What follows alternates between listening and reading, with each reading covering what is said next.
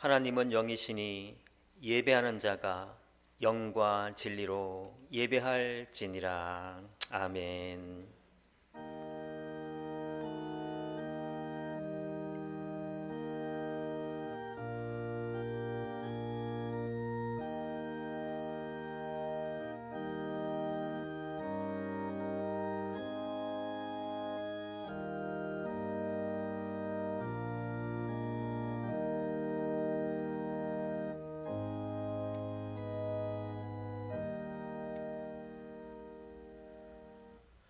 찬양과 영광을 받으시기에 합당하신 하나님, 부활절 두 번째 주일에 저희들을 예배의 자리로 초청해 주시니 감사드립니다.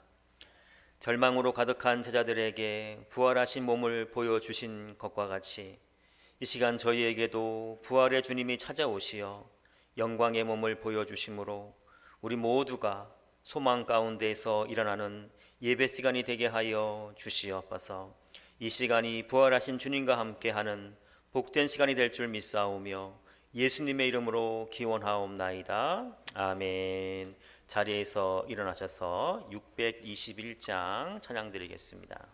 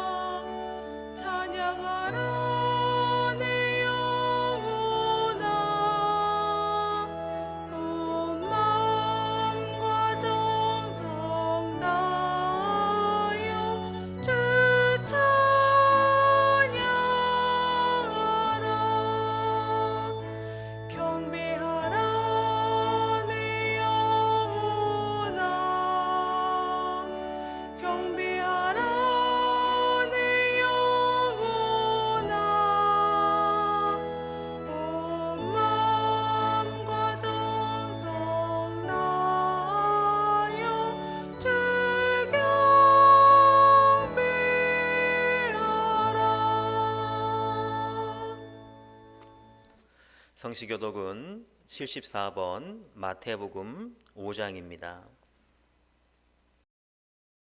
심령이 가난한 자는 복이 있나니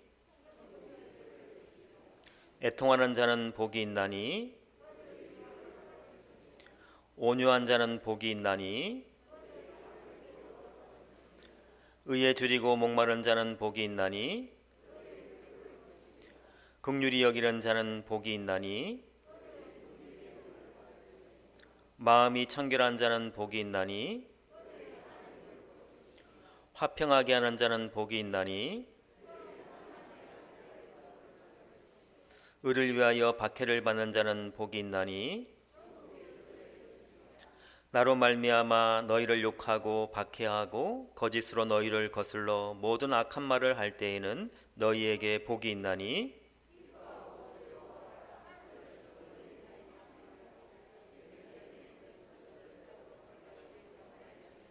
아멘. 이 시간 다 같이 참회의 기도를 드리겠습니다. 우리가 회개할 때마다 사죄의 은총을 베풀어 주시는 하나님, 지난 한 주 저희는 주님께서 베풀어 주신 은혜를 붙잡지 않고 스스로 교만하여 말씀을 멀리하고 기도를 멀리하였습니다. 그리고 생명의 길로 이끄시는 성령님의 음성보다 세상의 소리에 귀를 기울이며 살았습니다. 그러다 이렇게 무기력한 자로 하나님 앞에 서 있습니다. 주님, 이 시간 우리의 모든 죄와 허물을 용서하여 주시고 다시 성령으로 충만케 하사 부활의 주님을 다시 만남으로 제자들과 같이 우리의 믿음도 회복될 수 있도록 인도하여 주시옵소서. 지금도 우리에게 찾아오시어 우리를 믿음의 용사로 다시 세워주시는 예수님의 이름으로 참회의 기도를 드립니다. 아멘. 이 시간은 계속해서 오르간 반주에 맞추어서 지난 일주일간 지은 우리의 죄를 조용히 주님께 고백하도록 하겠습니다.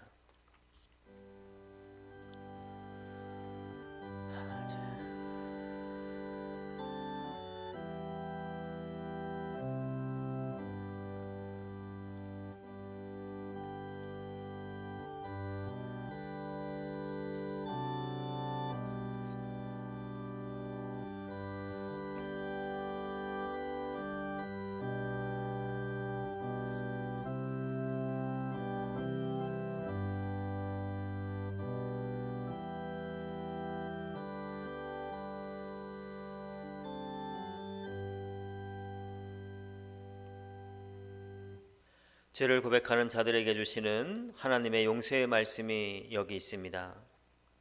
내 백성과 내 거룩한 성을 위하여 이른 이래를 기한으로 정하였나니 허물이 그치며 죄가 끝나며 죄악이 용서되며 영원한 의가 드러나며 환상과 예언이 응하여 또 지극히 거룩한 이가 기름 부음을 받으리라. 아멘. 사도신경으로 우리의 믿음을 고백드립니다. 나는 전능하신 아버지 하나님 천지의 창조주를 믿습니다. 나는 그의 유일하신 아들 우리 주 예수 그리스도를 믿습니다. 그는 성령으로 잉태되어 동정녀 마리아에게서 나시고 본디오 빌라도에게 고난을 받아 십자가에 못 박혀 죽으시고 장사된 지 사흘 만에 죽은 자 가운데서 다시 살아나셨으며 하늘에 오르시어 전능하신 아버지 하나님 우편에 앉아 계시다가 거기로부터 살아있는 자와 죽은 자를 심판하러 오십니다. 나는 성령을 믿으며 거룩한 공교회와 성도의 교제와 죄를 용서받는 것과 몸의 부활과 영생을 믿습니다. 아멘. 자리에 앉으시겠습니다. 405장 찬양 드리겠습니다.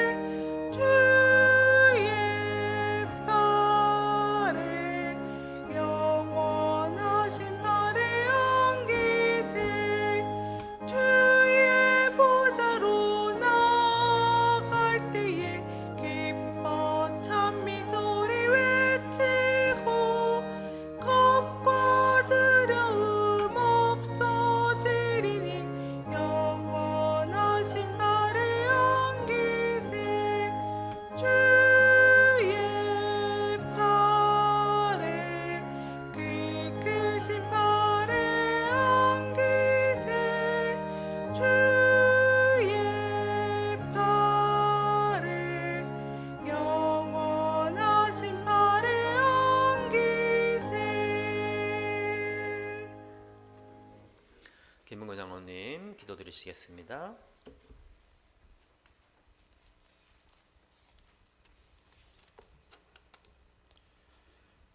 오늘도 광야 같은 나그네 길을 지나는 이 백성들의 삶을 통하여 영광 받으시기 원하시는 아버지 하나님, 우리가 지금까지 지내온 모든 일들이 하나님의 은혜임을 고백하고 감사하는 이 백성들의 이 예배와 경배를 주님이 연락하여 주시옵소서. 지난 주간 세상은 여러 가지 일들로 어수선하고 복잡했습니다. 이러한 모든 일들이 결국은 사람들이 내려놓지 못하는 욕심들 때문임을 주님 깨닫습니다. 아버지 하나님, 행여나 우리도 놓지 못하는 욕심으로 인하여 죄를 범하고 형제나 이웃의 허물이 되지는 않았는지요. 이 백성들의 허물 많음과 주의 연약함을 긍휼히 여겨 주시옵소서. 이 주간 계획하고 목표한 모든 것들이 이웃을 속이고 욕심은 없는지 구분하는 영분별의 은사를 또한 우리에게 주여 허락하여 주시옵소서. 행여나 우리가 욕심으로 죄를 범하고 죄가 장성해 사망에 이르게 되는 어리석은 믿음의 실패자가 되지 않게만 하여 주시옵소서. 특별히 기도하옵는 것은 코로나19로 나라의 경제나 사람 간의 관계가 너무 어려운 가운데 주님이 있습니다. 그 일들로 인하여 교회와 교회 학교가 하나님의 믿음을 지키고 가르치고 배우고 익히는 일에 주님 어려움이 많습니다. 아버지 하나님 특별하신 크신 은혜로 속히 빠른 교회 학교의 회복과 교제와 교회의 일상과 찬양의 회복이 또한 이루어지게만 해 주시옵소서. 코로나19로 교제와 모임과 나눔이 멈춘 이때에 주의 신앙이 연약해져 교회와 멀어져 있는 지체들이 있습니다. 주님, 주여 저들의 연약함을 주의 긍휼히 여기시고 인생의 생사와 화와 복이 하나님의 손에 있음을 깨닫고 믿어 이전의 신앙을 회복하게만 하여 주시옵소서. 주여, 우리가 어려운 중에도 소망하는 것은 주의 말씀과 음성뿐임을 주님 고백합니다. 오늘 예배 중에 주의 음성을 들으며 이 백성을 향한 하나님의 마음이 사랑하는 목사님을 통하여 선포되기만 하여 주시옵소서. 듣는 말씀 중에 우리의 갈 바를 깨닫고 주의 뜻을 쫓게 되는 복된 이 백성들 다 되게만 해 주시옵소서. 오늘도 감당치 못하는 수고하고 무거운 짐 지고 나온 형제가 있습니까? 주님, 저들의 기도와 간절함에 하나님 응답하여 주시옵시고, 바울과 실라가 찬양으로 인하여 감옥의 문이 열렸던 것처럼 저들의 문제가 하나님 아버지 갈라진 홍해 바다 같게만 해 주시옵소서. 지금도 우리의 곁을 떠나 있는 우리의 사랑하는 가족들을 주여 기억하여 주시옵소서. 저들의 환경이 행여나 광야 같을지라도 저들이 바라는 간절함이 혈루병 앓은 여인이 주의 옷자락을 잡은 같이 어려운 환경들이 회복되고 힘든 여건과 일들이 이른 아침 안개와 같이 사라지게만 해 주시옵소서. 하나님 은혜가 크심을 깨닫게 해 주시옵소서. 아버지 하나님, 찬양대가 멈추었습니다. 주님 도와주시옵소서. 멈추어진 찬양대의 찬양이 주님 회복되게만 해 주시옵소서. 우리의 입술이 주의 이름만 노래하며 찬양하기를 주님 원합니다. 다시금 우리가 입술을 모아 하나님의 영광과 그 이름을 찬양하게만 하여 주시옵소서. 이 한 주간 시험 중에도 견디고 환난 중에도 참으며 회복을 위하여 전심으로 기도하는 복된 한 주간 되게만 해 주시옵소서. 이 모든 기도가 우리의 영원한 구원자 되시는 예수 그리스도의 이름으로 간절히 기도드려 사옵나이다. 아멘.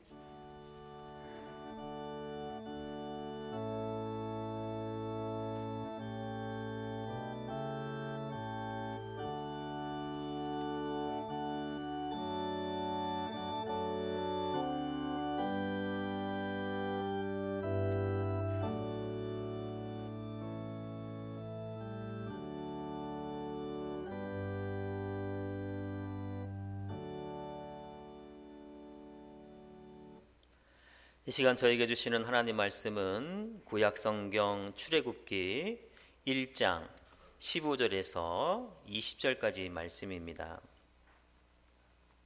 구약성경 82쪽쯤에 있습니다.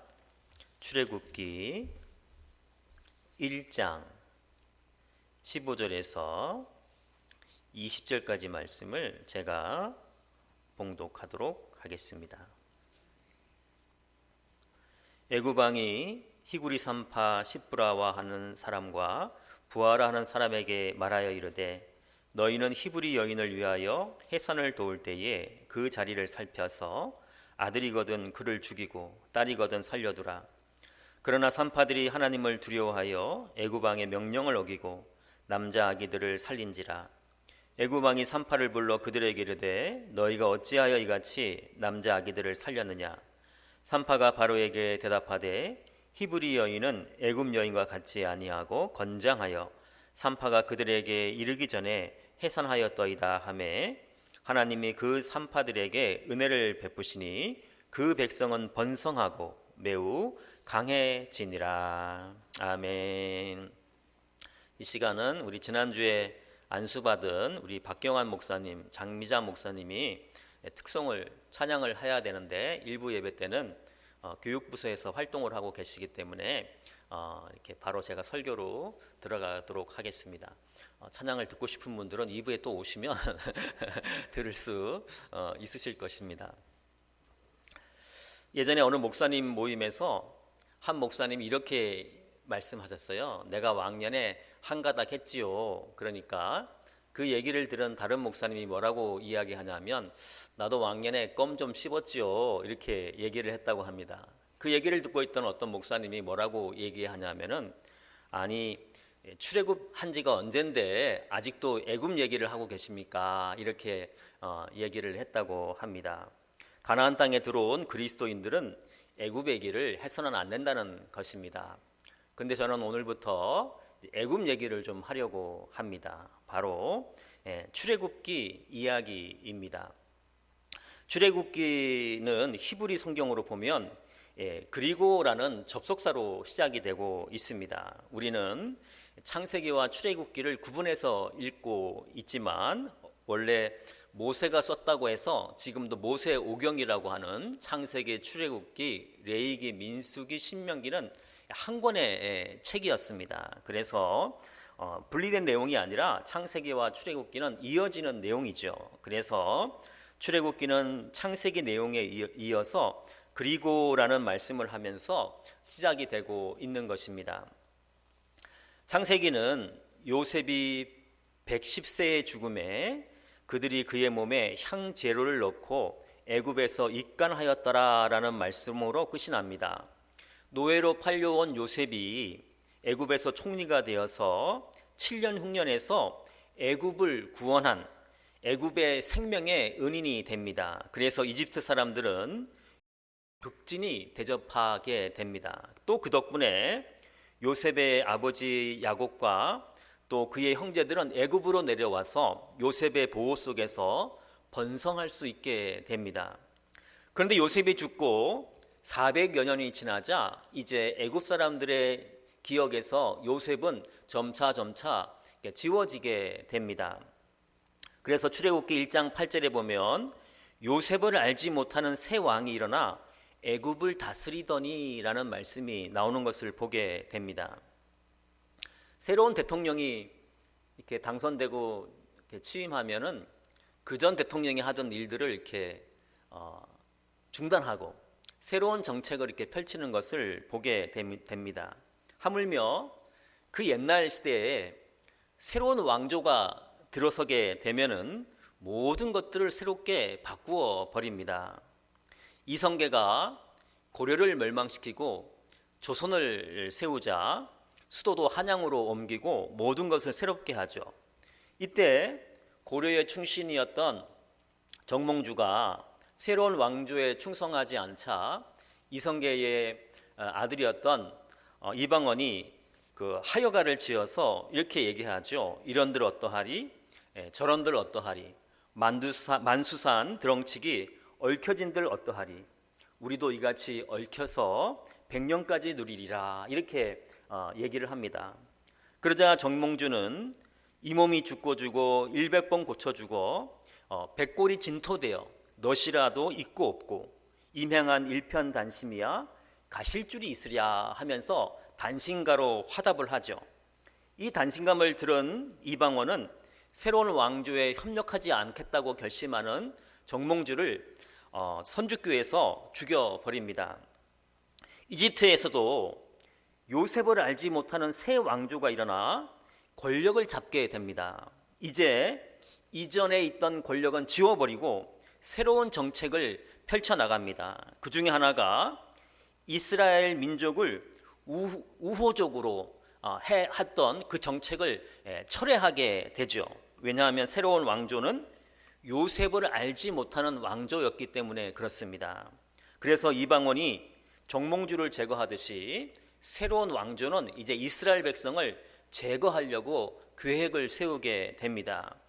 출애굽기 1장 9절 10절 말씀입니다. 그가 그 백성에게 이르되 이 백성 이스라엘 자손이 우리보다 많고 강하도다. 자 우리가 그들에게 대하여 지혜롭게 하자. 두렵건대 그들이 더 많게 되면 전쟁이 일어날 때에 우리 대적과 합하여 우리와 싸우고 이 땅에서 나갈까 하노라. 이집트에서 새로운 정권을 잡은 새 왕조는 이스라엘이 이집트를 배신할 것을 대비를 하는 것을 보게 됩니다. 먼저 새로운 왕조는 이스라엘 백성들에게 중노동, 강제 노역을 시키게 됩니다. 13절 14절 말씀입니다. 이스라엘 자손에게 일을 엄하게 시켜 어려운 노동으로 그들의 생활을 괴롭게 하니 곧 흙 이기기와 벽돌 굽기와 농사의 여러 가지 일이라 그 시키는 일이 모두 엄하였더라. 이렇게 말씀을 하고 있습니다. 이렇게 이집트가 이스라엘 백성들에게 중노동을 시키는 이유는 이스라엘의 인구수를 줄이기 위해서 그렇게 하고 있는 것입니다.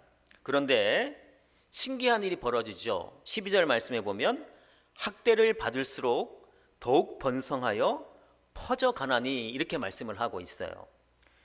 애굽은 이스라엘을 학대해서 소멸시키려고 하는데 어떻게 이 이스라엘 백성의 숫자는 자꾸 늘어가게 된 것일까요?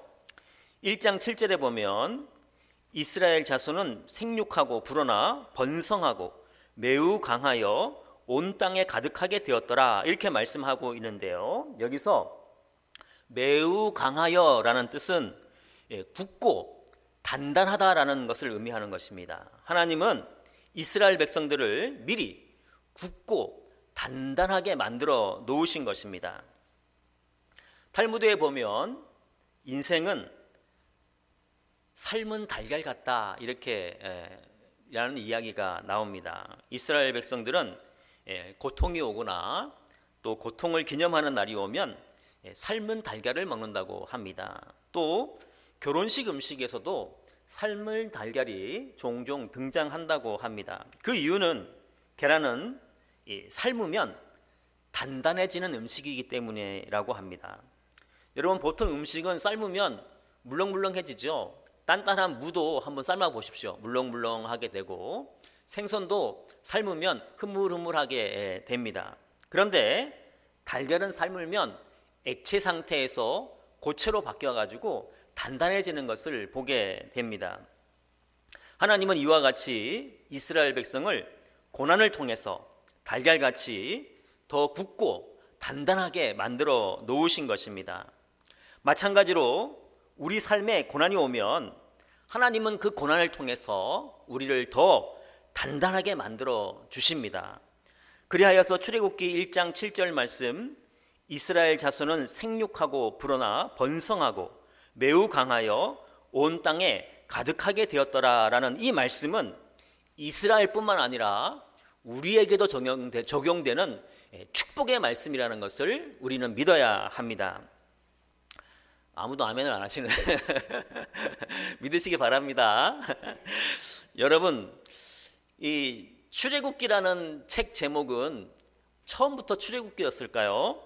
그렇지 않습니다. 우리가 그 찬송가 첫 구절을 그 찬송가의 제목으로 이렇게 우리가 활용을 하고 있듯이 히브리 성경도 그 문장의 첫 문장의 첫 글자라든지 첫 문장의 가장 중요한 그 문장을 가지고 책 제목으로 이렇게 삼았습니다. 그래서 그 창세기도 태초에 하나님이 천지를 창조하시니라 이렇게 시작을 하잖아요. 그래서 창세기 원래 이름은 그 태초에라는 베레시트, 태초에 베레시트, 그것이 이제 창세기 원래 이름이에요, 제목이에요. 그렇다면 출애굽기의 첫 문장은 뭡니까? 1절 말씀해 보면 야곱과 함께 각각 자기 가족을 데리고 애굽에 이른 이스라엘 아들들의 이름은 이러하니 라고 말씀을 하고 있어요. 여기서 제일 중요한 단어를 이스라엘 백성은 이름으로 봤어요. 이름. 그래서 원래 그 출애굽기의 이름은 출애굽기가 아니라 쉐모트, 이름들이라는 뜻입니다. 저는 이 개인적으로 이 출애굽기도 좋지만 이름들이라는 원래 그 출애굽기 이 제목도 참 좋다고 생각이 듭니다. 왜냐하면 1장부터 하나님의 말씀에 순종하여서 하나님의 뜻을 이 땅에 나타내는 사람들이 등장하고 있기 때문입니다. 그 사람은 바로 십브라와 부하라는 이름을 가진 산파들입니다. 바로는 이제 그 이스라엘 백성을 소멸시키기 위해서 강제 노역을 시켰지만 이 이스라엘 백성이 자꾸 늘어나니까 다른 이제 정책을 피죠. 그래서 지금으로 말하면 산부인과 의사 그 연합회 대표격인 십브라와 부하를 불러서 이렇게 말을 합니다. 15절 16절 말씀입니다. 애굽 왕이 히브리 산파 십브라라 하는 사람과 부하라 하는 사람에게 말하여 이르되 너희는 히브리 여인을 위하여 해산을 도울 때에 그 자리를 살펴서 아들이거든 그를 죽이고 딸이거든 살려두라. 바로는 강제 노역을 통해서 인구를 줄이려는, 이스라엘 사람의 인구를 줄이려는 계획이 실패하자 이제 아이를 낳는 현장에서 바로바로 아이를 죽이는 정책을 시행하게 됩니다. 그런데 결과적으로 이 정책도 실패하게 됩니다. 바로의 정책이 실패하게 된 원인이 본문 17절에 나오는데요, 산파들이 하나님을 두려워하여입니다. 산파들은 이집트 왕보다 산파를 더 두려워해서 하나님의 뜻을 따르고 있는 것입니다. 출애굽기 1장 21절에서는 그 산파들은 하나님을 경외하였으므로 라는 말씀도 나오고 있습니다. 여기서 경외하였다라는 말씀은 경배하면서도 두려워했다라는 뜻인 것입니다. 시므라와 부하는 하나님을 경배하고 두려워함으로 이스라엘의 아기들을 죽이지 않은 것입니다. 지금 산파들은 어쩌면 계란으로 바위치기를 하고 있는 것입니다. 왕의 뜻을 거역하면 당연히 죽을 줄 알면서도 왕이 아닌 하나님의 뜻을 따르고 있는 것입니다. 결과는 어떻게 되겠습니까? 당연히 계란인 시므라와 부하가 깨져야 되는데 놀랍게도 바위가 깨지는 역사가 일어나게 됩니다. 결국 이 시므라와 부하로 인해서 이스라엘의 인구가 줄어들지 않자 바로는 노하여서 이 시므라와 부하를 잡아들여서 어찌하여 이스라엘 아기들을 죽이지 않았느냐고 호통을 치게 됩니다. 이때 시므라와 부하는 황당한 말로 변명을 합니다. 19절 말씀이죠. 산파가 바로에게 대답하되 히브리 여인은 애굽 여인과 같지 아니하고 건장하여 산파가 그들에게 이르기 전에 해산하였더이다, 이렇게 이야기를 합니다.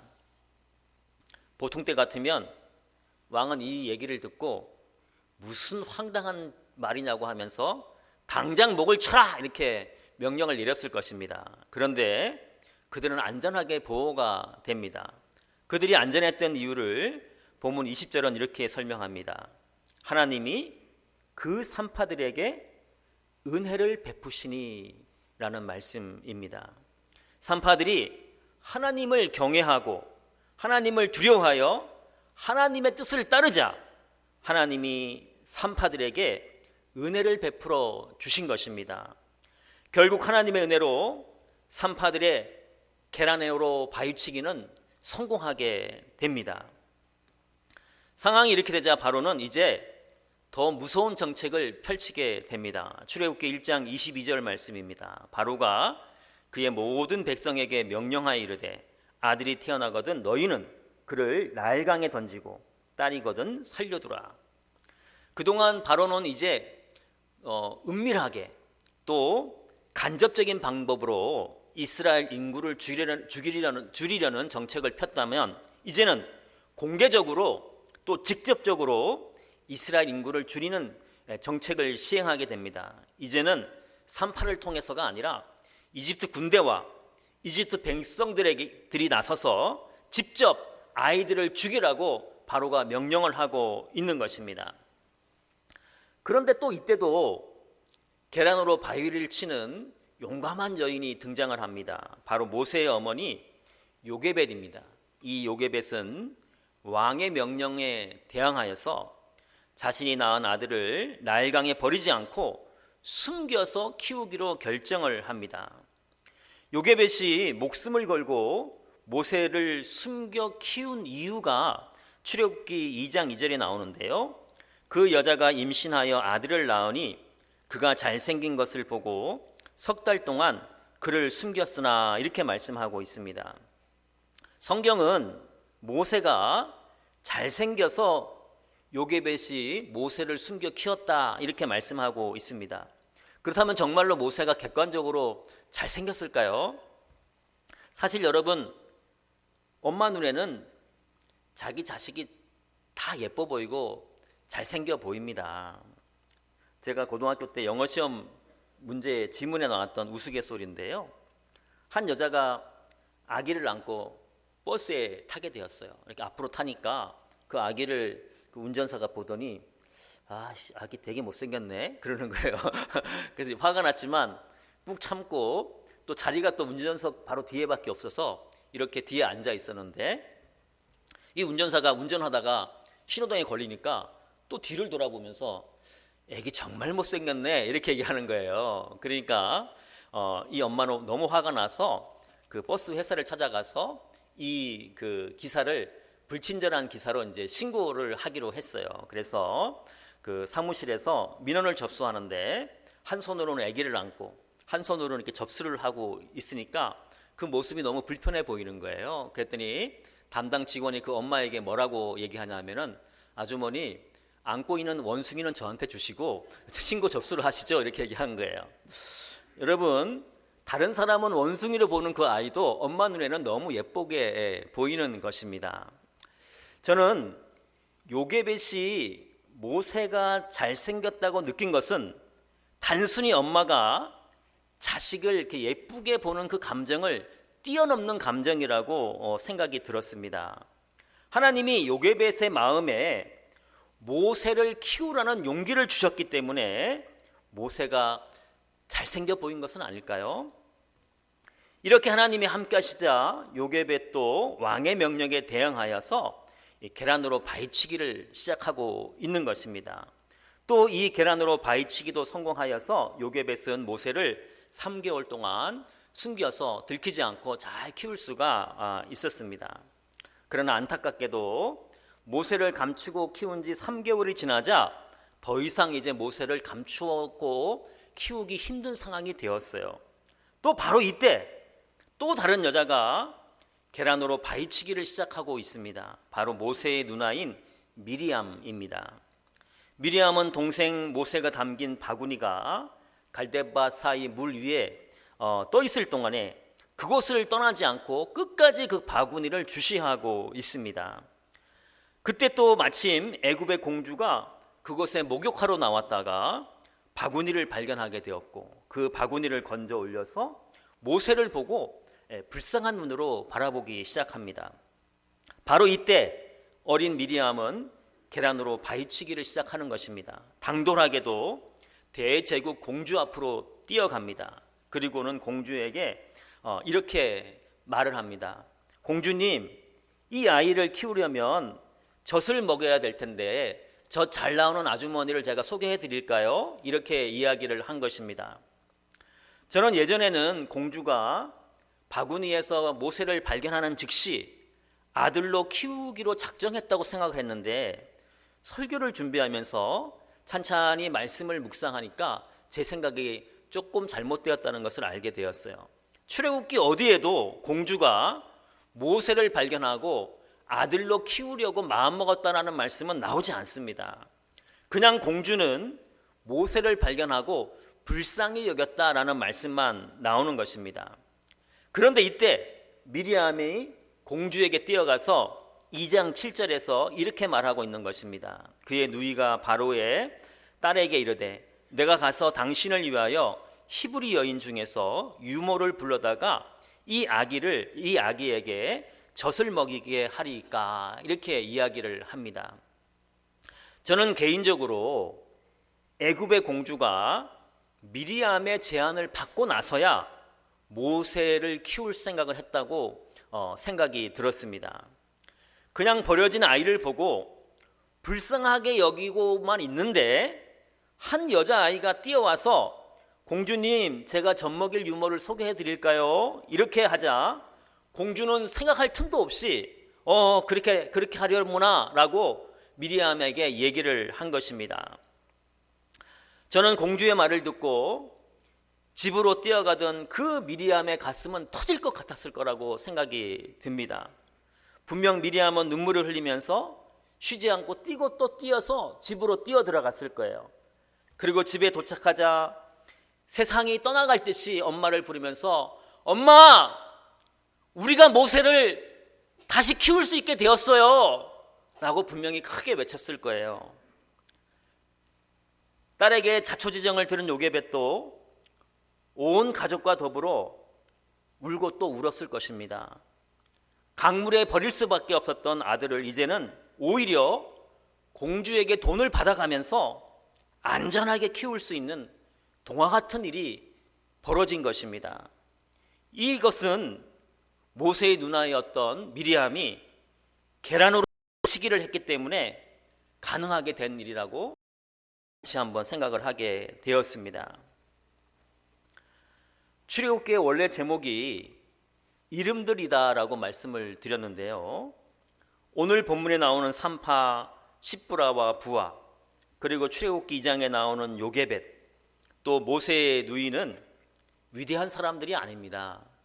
그러나 그들이 하나님을 믿고 계란으로 바위치기를 하자 하나님은 그들로 하여금 계란이 아니라 바위가 깨지는 역사가 일어나게 해 주신 것입니다. 하나님은 고난을 통해서 그들을 바위보다 더 단단한 계란으로 만들어 주신 것입니다. 그리고 그들을 통해 하나님은 출애굽을 시작점이 되게 해 주신 것입니다. 우리는 스스로 우리 자신이 너무 작다고 생각을 해서, 야, 내가 뭐 기도한다고 달라지는 게 있겠어? 내가 말씀대로 산다고 세상이 변화될까? 그러나 그렇지 않습니다. 나의 작은 기도가 또 나의 작은 순종이 세상을 바꾸게 되는 것입니다. 하나님은 계란 같은 나를 단단하게 만드시고 세상의 바위를 깨트려 버리시는 것입니다. 이제 우리는 세상으로 나아가게 됩니다. 하나님은 이번 한 주 우리에게 계란으로 바위를 깨트리는 역사를 허락해 주실 것입니다. 이 사실을 굳게 믿고 하나님의 손을 잡고 담대하게 나아가 세상의 바위를 깨트려 버리는 멋진 한 주간을 살아가시기를 예수님의 이름으로 기도드립니다. 기도하겠습니다. 하나님, 저희는 나의 선한 일이 너무 작아 멈추어 버릴 때가 있습니다. 하나님, 저희는 나의 기도가 너무 작아 기도를 중단할 때가 있습니다. 그러나 산파, 십보라와 부하와 같이 또 요게벳과 미리암 같이 우리도 하나님을 믿고 하나님의 말씀에 순종하여 계란으로 바위치기를 시작하게 하여 주시옵소서. 그래야 우리를 통하여 역사하시고 하나님의 일을 이루어 가시는 능력의 하나님을 만나게 하여 주시옵소서.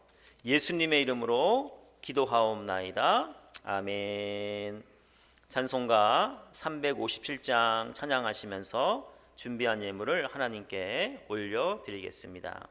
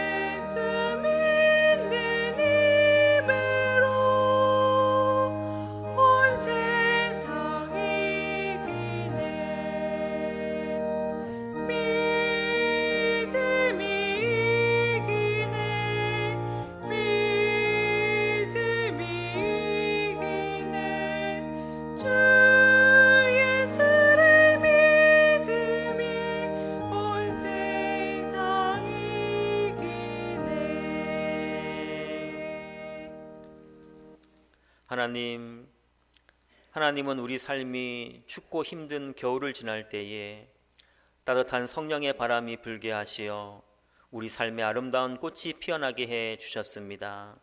항상 우리를 회복시켜 주시고 새롭게 하시는 하나님의 은혜에 감격하여 이 시간 감사와 기쁨으로 하나님의 손에 예물을 올려 드립니다. 하나님, 저희의 예물을 솔로몬의 1000번제와 같이 흠양하여 주시옵소서. 또한 예물 드리는 모든 심령 안에는 그리스도의 봄이 오므로 꽃처럼 피어나는 감격을 누리게 하여 주시옵소서. 또한 우리가 드리는 예물이 천국 창고에 보화로 쌓이게 하시어 그 보화로 인하여 우리의 자녀손들이 풍성한 삶을 살게 하여 주시옵소서. 예수님의 이름으로 봉헌기도 드리옵나이다. 아멘. 네, 교회 소식 드려야 되는데 이 교회 소식을 드릴 수 없는 게 마음이 많이 아픕니다. 요즘에는 교회 행사가 없어서. 근데 오늘 또 드는 생각은 하나님께서 이번 코로나 이런 시대를 통해서 우리로 하여금 예배에 집중하게 하시는 것이 아닌가 하는 생각이 또한 들었습니다. 우리가 예배밖에 드릴 수 없는 이 시대에 우리가 예배를 하나님께 잘 드림을 통해서 예배가 회복되는 오히려 그런 기간으로 삼았으면 좋겠습니다. 나가실 때 우리 박경환 목사님, 장미자 목사님이 지난주에 안수받은 것 감사해서 작은 간식을 준비했습니다. 꼭 받아가셔서 맛있게 드시고 또 한 주간 잘 보내시고 다음 주에 건강한 모습으로 다시 뵙기를 소망합니다. 자리에서 일어나셔서 620장 3절 말씀입니다. 3절 찬양하겠습니다.